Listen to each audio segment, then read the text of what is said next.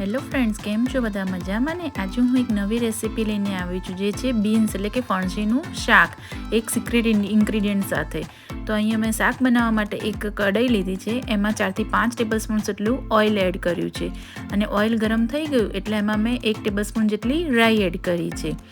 રાઈ ક્રેકર થઈ જાય એટલે મેં 1 ટેબલસ્પૂન જેટલું જીરું એડ કર્યું છે અને જીરું બી ક્રેકર થઈ જાય એટલે એમાં 1/2 ટેબલસ્પૂન હિંગ, 1/2 ટેબલસ્પૂન હળદર અને 1 ટેબલસ્પૂન જેટલી લસણની પેસ્ટ એડ કરી છે. એટલે 7 થી 8 લસણની કળીને મેં ખાંડી લીધી છે.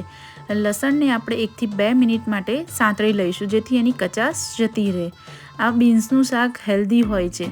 બીન્સ એટલે આપણે ફણસી જે કહીએ છીએ એ. અહીંયા મેં 1 બટાકાને ઊભી સ્લાઇસમાં કટ કરી લીધી છે. તમે કોઈ પણ શેપમાં આને કટ કરી શકો છો.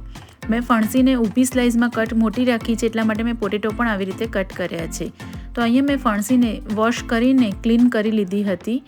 આ મેઝરમેન્ટમાં 250 થી 350 જેટલી ફણસી છે. તો હવે આપણે આમાં ફણસી એડ કરી દઈશું. અને આ શાકમાં મસાલો અત્યારે નથી આપણે કરવાનો, ખાલી આપણે આમાં સોલ્ટ જ એડ કરવાનું છે.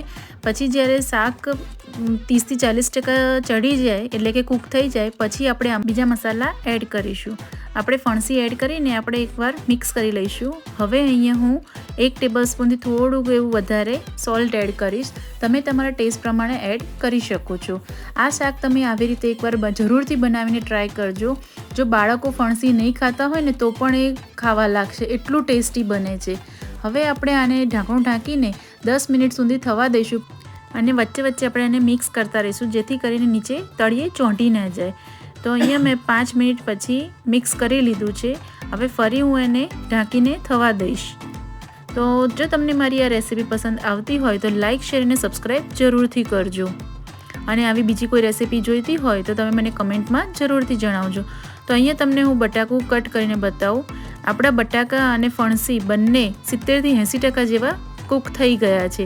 હવે આ સ્ટેજ ઉપર આપણે મસાલા એડ કરીશું. તો અહીંયા હું 2 ટેબલસ્પૂન જેટલું ધાણા જીરું એડ કરીશ, 1 ટેબલસ્પૂન લાલ મરચું એડ કરીશ અને હવે આપણે આને મિક્સ કરી લઈશું.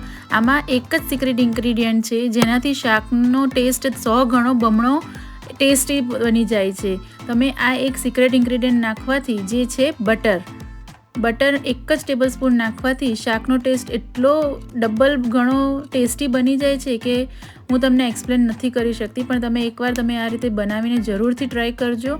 અને જો તમારે બટરમાં જ વઘારવું હોય તો તમે બટરમાં પણ વઘારી શકો છો. તો એકવાર આપણે એને ઢાંકીને 5 મિનિટ સુધી થવા દીધું છે.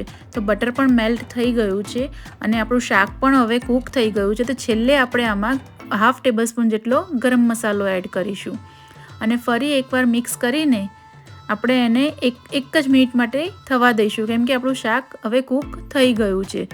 અને હવે આપણે આને 1 મિનિટ પછી ગેસ બંધ કરી દઈશું. તો અહીંયા આપણું ફણસીનું એટલે કે બીન્સનું શાક રેડી થઈ ગયું છે. તો હવે આપણે આને સર્વ કરીએ. જો જોઈને જ લાગે છે ને એકદમ ટેસ્ટી થયું હોય એવું. જો તમે એકવાર આવી રીતે બનાવશો તો બાળકો માંગીને ખાશે.